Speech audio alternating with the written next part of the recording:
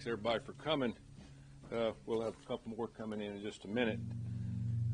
Pretty serious time. You know, this administration's created a bunch of firsts for this country. Over 10 million illegals. Violent crime, 37%, rape, 42%, robbery up 63%, fentanyl everywhere, gas prices record highs for a long length of time. Our military is being destroyed from within. Our three-letter agencies are having huge problems. They're being weaponized. The world's in absolute chaos. This administration is setting records of incompetency. Congratulations, if that's what they're trying to do, because they've been able to accomplish that.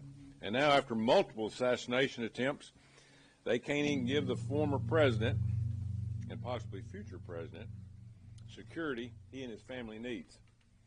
It's absolutely ridiculous. This isn't surprising. We have a huge mental health problem in this country. But when you hear on TV and radio and on social media about this guy's a Hitler, this guy's a fascist, he's a threat to democracy, what do you expect? All you have to do is look at some of these tweets I have here from some of our so-called politicians. And then you got people like Hillary Clinton, George Clooney, Joy Reid, Robert De Niro, wannabe politicians, and it's time for them to shut up, because somebody is going to get killed other than the fireman that got killed already in Pennsylvania. Mentally ill people hear this violent, dangerous rhetoric, and we're going to have a copycat. It's coming. And it's just unfortunate. Somebody's going to get killed, even after the fireman in Pennsylvania. So, what's it going to take? 66 days ago was the first assassination attempt. What have we learned? Zero. And we don't need some 10,000 word report. We just need to know what happened and how do we fix it. We up here have no clue of any information of what's happened. If Joe Biden and Kamala Harris care anything about this country, they need to immediately grant President Trump as much as they possibly can the security around he and his family. One thing about President Trump, he's different. He doesn't work 6-8 hours a day. He's going to work 14, 16 hours a day. You're not going to stop him from going to outdoor events. He's also going to do more than one event, sometimes 2 to 3 events a day, and you can't do it with just a basic group of Secret Service. It can't happen. You have to, and we have to give him more support, whether it's Rangers, whether it's Navy SEALs, whether it's more DHS. I don't care.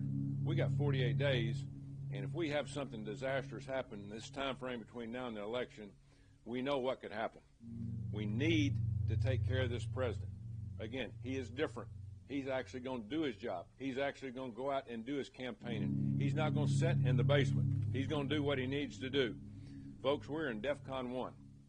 And up here on the Hill in the last few days, I don't feel that. I don't feel the need for, hey, a sense of urgency. The Secret Service has to lay the law down to the people here in Congress, say, we got to give help. I hear the Secret Service or the FBI director or the regional director down in South Florida about, you know, he's not the sitting president. We all know that. But he's had 2 assassination attempts. My God, wake up and smell the roses. We've got to do something. Let's don't wait till it's too late.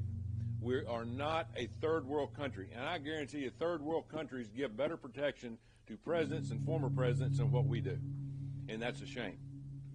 So hopefully we get something done in the near future, because we don't need a disaster on our hands, and this is serious, because there's so much love for this president across the country about how hard he works.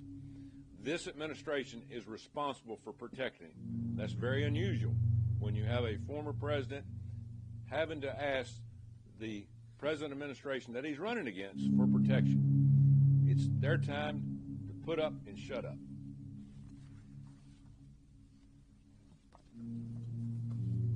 All right, Coach, thanks so much.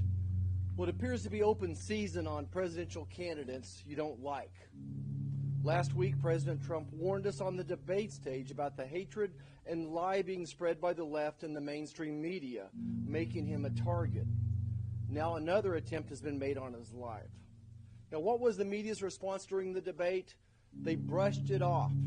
AB said, moving on. Let's move on. Well, folks, we're not moving on. The Republicans in the House and Senate are not moving on. We'll fight until President Trump is protected and people realize the danger of inciting violence through their rhetoric and their irresponsible reporting. Kamala Harris, Joe Biden, and others have repeatedly labeled Trump a threat to democracy, fueling a very dangerous narrative. Now, why wasn't this assassination attempt major news? Why did the major TV stations not break from their regular coverage? If it had been Kamala Harris, would the media have remained silent? America has become a powder keg of political violence, pushed to the edge by media, big tech, and inflammatory campaign ads. And we're now reaping the consequences of Joe Biden and Kamala Harris's lawlessness. Their open borders, their cashless bail, their defund the police policies, and the unchecked riots. So we are calling for immediate action, and that's why we sent a letter today to Director Rowe from the Secret Service. 7 members of the Senate have signed that letter. We're asking him to give Trump the same protection as a sitting president. And I call on all the media, especially the legacy media and big tech, to turn down the rhetoric, stop attacking, stop censoring, and report the truth.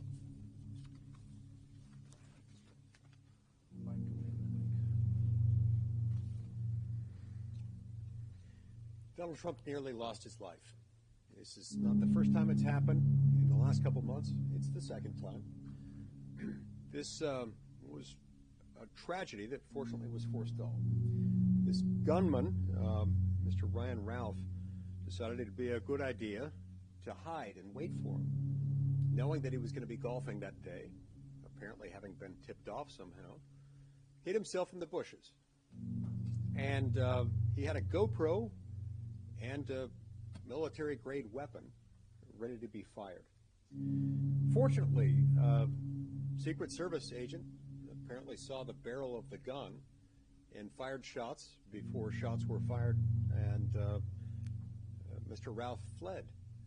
But this came way too close for comfort. I don't think it's lost on anyone that had it been the sitting president of the United States golfing that day, the gunman wouldn't have gotten anywhere nearly that close, and certainly anywhere close enough to have been able to carry out the attack.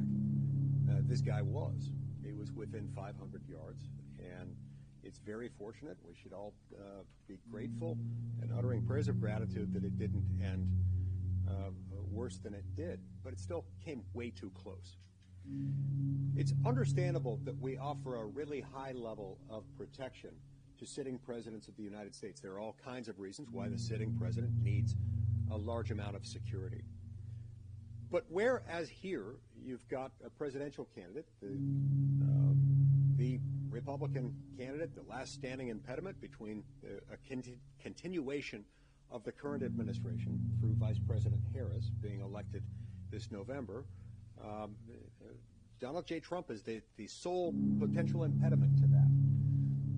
Where that circumstance exists, and especially where that candidate has now been the intended victim of 2 nearly successful assassination attempts, it's time to really increase his security detail, if necessary, to the same level or a comparable level to that enjoyed typically by the President of the United States. That isn't too much to ask, and in fact, it's a real misjudgment that would result in anything less than that. It's also important to remember the sort of environment in which this sort of thing tends to thrive. When Donald Trump is repeatedly characterized by, among other people, Kamala Harris as a threat to democracy, saying things like democracy is on the line, not just good policy is on the line or my kind of government is on the line, but democracy itself is on the line, and Donald Trump is a threat to that democracy. Those things have their intended effect. when they